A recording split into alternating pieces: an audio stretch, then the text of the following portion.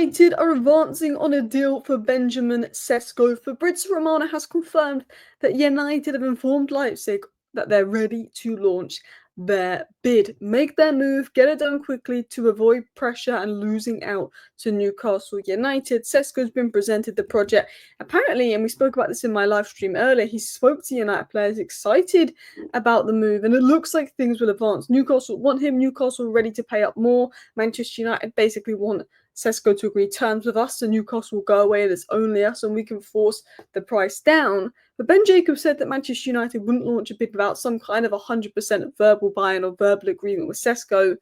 And it looks like that must be the case because we know he wants his Manchester United move. But on top of Sesko, a new centre mid-target has emerged that would be a really smart option. We're going to talk about midfield because after striker, I still believe we need a midfielder. I like Maino, I like Agate, I like Bruno. Casemiro has some qualities, but he always needs to run at games to get up to scratch. But the question is, can Maino and Bruno work together? I'm not sure. I like both players. I think Agate has more value than he gets credit for, but can they work together? I want an athletic midfielder that's also very progressive. Sancho finally ready to leave Manchester United and take a wage cut. This comes after links with Borussia Dortmund now back in for Sancho, and maybe he's realised he's not going to get the wages he wants and is ready to take a wage cut to get out.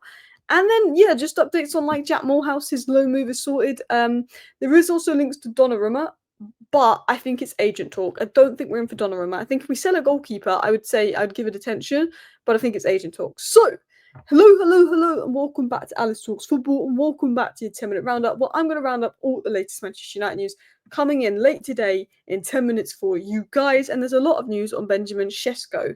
Is it Sesko? Apparently, let's talk about it. If United and Newcastle are to agree a deal with Leipzig, Benjamin Sesko will pick Manchester United. So Ben Jacobs was on the United Stand YouTube channel earlier today. He dropped lots of information on many things, not just Sesko, but many other deals. He said if Manchester United bid for Benjamin Sesko, I believe it would be because they have got 100% buy-in and some kind of verbal terms with him, and they will bid with confidence. So he's saying if Manchester United were to bid, it's because they would have had some kind of verbal terms agreed with him and 100% buy-in. So he's basically saying in himself, Ben Jacobs, that United will launch a bid after they verbally agree terms with Sesko, or they get 100% buy-in with Sesko, they will then launch a bid. So Man United launching a new bid after Sesko will have verbally agreed something with them. We also know from Romano that Benjamin Sesko is very excited about the project, and we know from many sources he prefers Manchester United. But the big thing coming out is that it looks like Man United are launching that bid, which looks like he maybe has verbally agreed terms. Romano said this: Manchester United have informed RB Leipzig that they are prepared to send a formal bid for Benjamin Sesko if the player accepts the destination. Well, I think we know now he's going to accept the destination. I think he hasn't rejected Newcastle because if United can't financially do the deal, he will go to Newcastle. But we know that Newcastle are ready to bid. They are there, but now Manchester United are ready to bid. But Romano says the decision is up to Sesko, which is interesting because every source is saying he's picked United, he wants Manchester United. Romano's almost suggesting he's still got a decision to make. And I think this is the case. If the player accepts, equates to him committing to us like Mbumo did. Reject the others, give Leipzig no option but to barter for a higher bid and let United drive down the price to their 60 million valuation. Mbumo rejected Tottenham, Newcastle, Arsenal. They went away.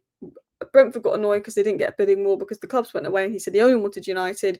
We want Sesko to do the same thing, like Cunha did. Like Cunha and Mbumo did. They had other clubs in for them, but they preferred United, but then they actually said we want Manchester United and told the other clubs that. Sesko's preference is Manchester United, but he's not told Newcastle he wants Man United and only Man United. He's open to both in case United can't do the move, but he wants United. I think United want him to take that risk and say, I only want United to get Newcastle to go away because Newcastle are getting the price up because they're willing to pay a bit more than us. So Leipzig have to accept a little bit less to sell Sesko. So yeah, that's the situation with Sesko. What do we know? He's open to joining United without UCL football. There's talks continuing on the project and vision, not just financial terms. Romano saying there's no official agreement yet, but he's open to joining even without Champions League football. Leipzig sources, Ben Jacobs, nearly every source other than Romano said his preference is Manchester United. He would pick Manchester United.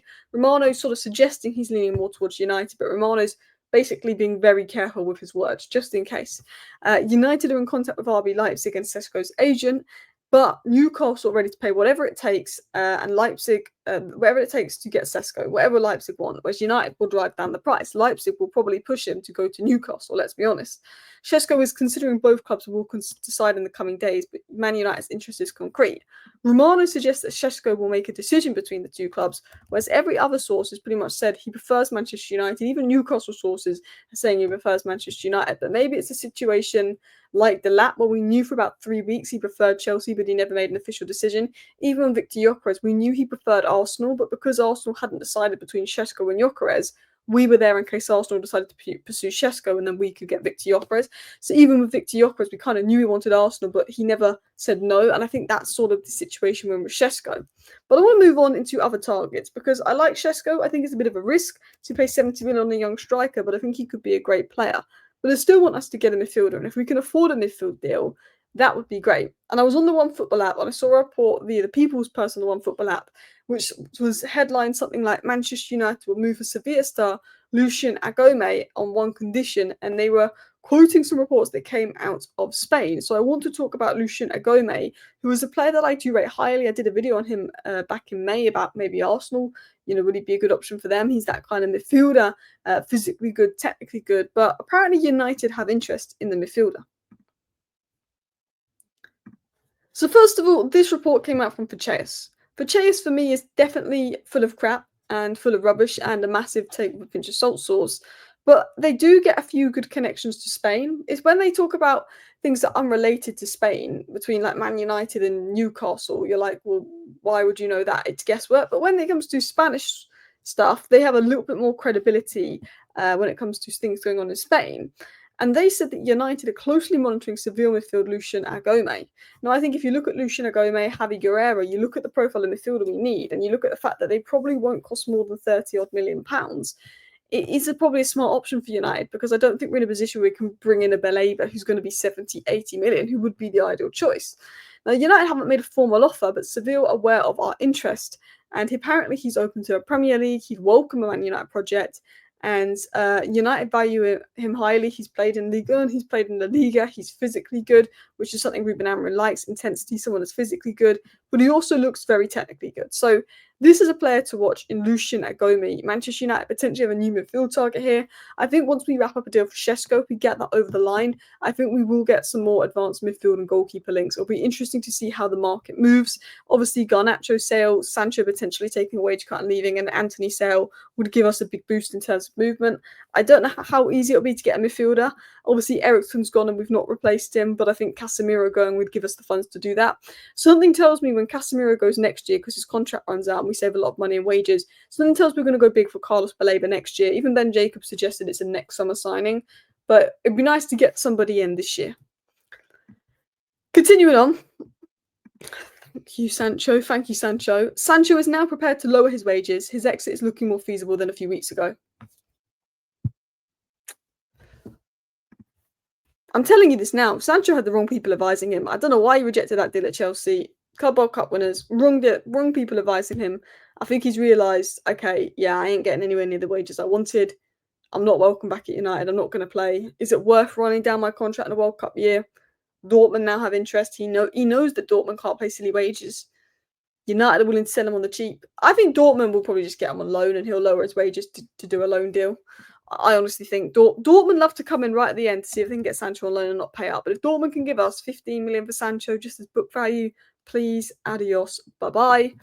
And last but not least, Jack Moorhouse has agreed a new contract, and now he's going to go and join Leyton Orient on loan. I think that's a good loan move for him. A lot of young players have done well at clubs like Charlton and Leyton Orient on loan. So hopefully he has a successful loan spell. I think there's a good player there physically, and I think he will do well. Anyway, people, that is your 10-minute roundup. Let me know your thoughts down below. Thank you for watching, and bye.